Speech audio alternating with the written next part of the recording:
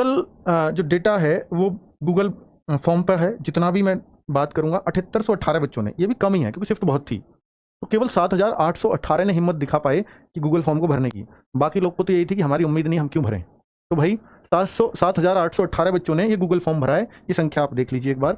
और शिफ्ट हुई है खूब, तो एक एक शिफ्ट में वही 200-200 बच्चों के आसपास, 200-250 बच्चे ही आ रहे होंगे मेरे ख्याल से।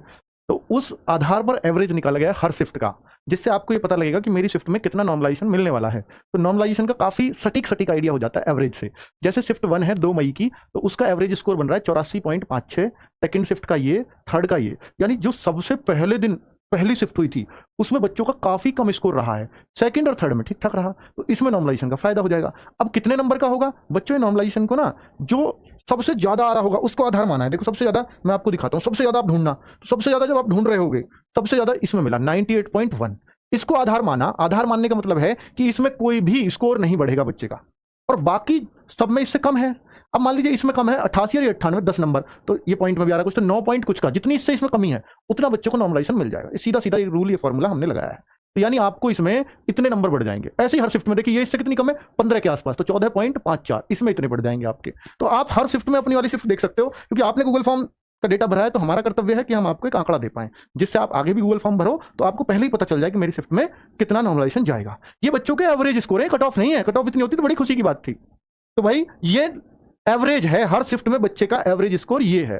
तो आप देखिए 79.57, इसका कितना कम है एवरेज स्कोर, जबकि जो आसान शिफ्ट सबसे मानी गई थी उसका 98.1 है, और उससे ये इतनी की कमी है इसमें। तो यानी इस शिफ्ट को भी उसके बराबर करना पड़ेगा इनको नॉर्मलाइज करके। नॉर्मलाइज क्या है कि सबको बराबर पे लेके आना, तो इसको 98 पे लेके जाएंगे तो इसमें इतना बढ़ाना पड़ेगा। तो हर बच्चे को इस शिफ्ट में लगभग इतने का फायदा होता दिख रहा है। तो किसी किसी शिफ्ट में देखिए कितना ज्यादा फायदा है ये।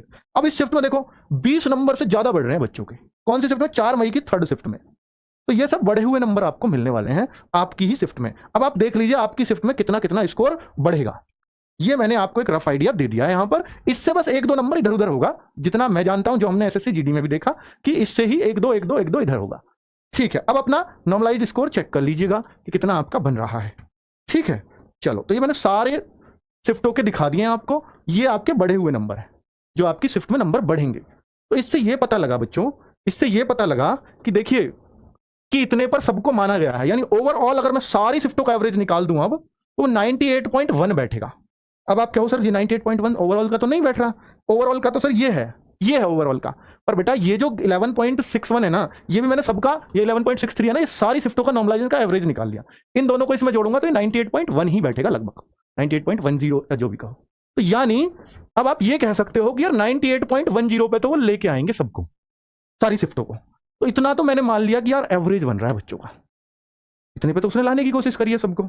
तो 98 से कम होने का कट ऑफ तो कभी मतलब ही नहीं होता। यानी जो भी एवरेज बनता है उससे सारी कैटेगरी की हमेशा ऊपर जाएगी, चाहे एसटी हो, चाहे एससी हो, चाहे ओबीसी हो, और ओबीसी जनरल तो बहुत ऊपर, ईडब्ल्यूएस तो बहुत ऊपर, एससी एसटी भी हमेशा इससे ऊपर जाती हैं जो ओवरऑल एवरेज बनता है। ये अब तक का रिकॉर्ड है।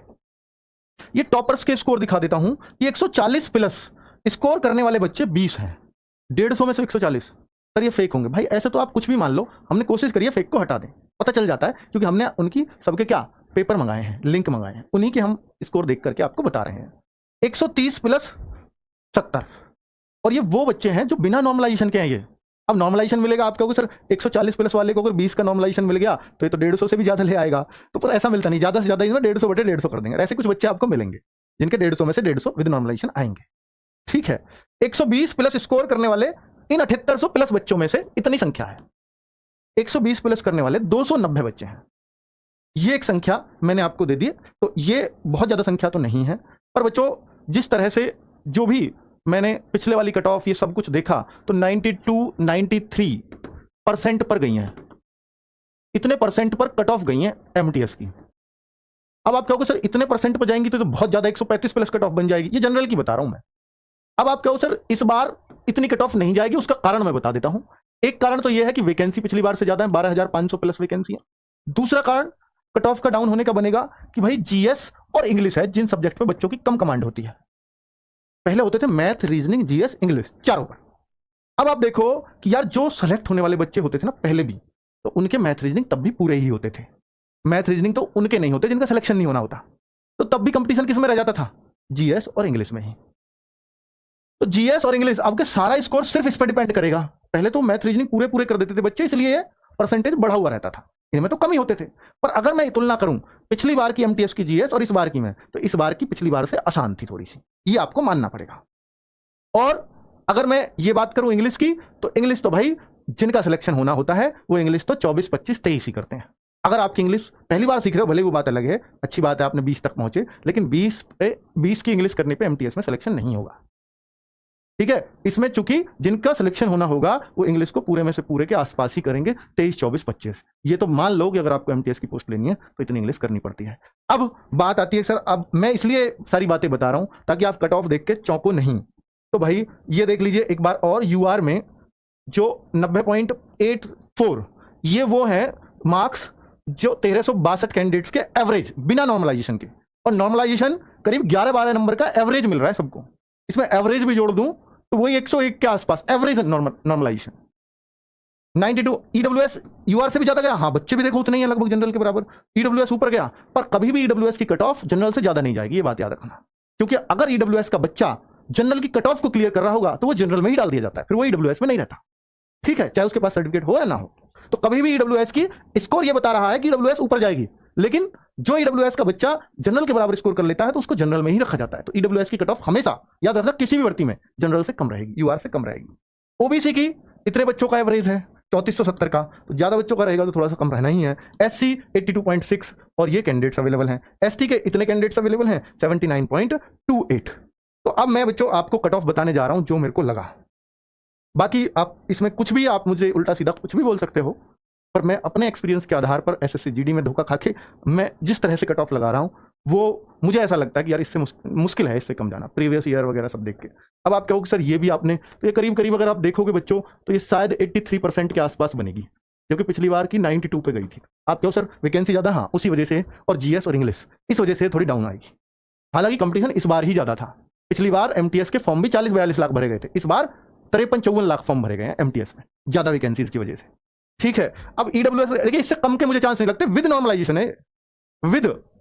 अब आप हो सकता है आपके 110 ही बन रहे हो, पर हो सकता है आपको 15 से ज्यादा का नॉर्मलाइजेशन मिल जाए, वो बात अलग है।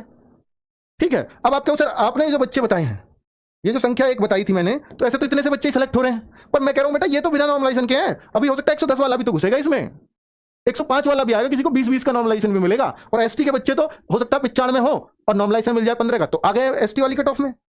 ठीक है, तो मैं तो ये सब इस तरीके से बना रहा हूं बच्चों। ठीक है, तो नॉर्मलाइजेशन 120 प्लस ये विद नॉर्मलाइजेशन, मतलब इससे कम के चांस नहीं है, इससे ऊपर जरूर 2-4 हो सकती है, कम का चांस नहीं है। एससी 112 प्लस, कम का चांस नहीं है। और एसटी 105 प्लस, प्लस इसलिए कह रहा हूं कि भाई अगर आप इससे कम की सोच करके और एग्जाम अगर आपके पास हैं कोई भी, उनकी तैयारी को ना छोड़ के सिर्फ इसके भरोसे बैठे रहो कभी, तो इसलिए मैं कह रहा हूं इससे कम वाले ना सोचें अपना सिलेक्शन। ये मेरे वर्ड्स हैं आपके लिए, इससे प्लस कुछ भी हो सकता है, इससे कम पे नहीं होगा। नमस्ते, धन्यवाद।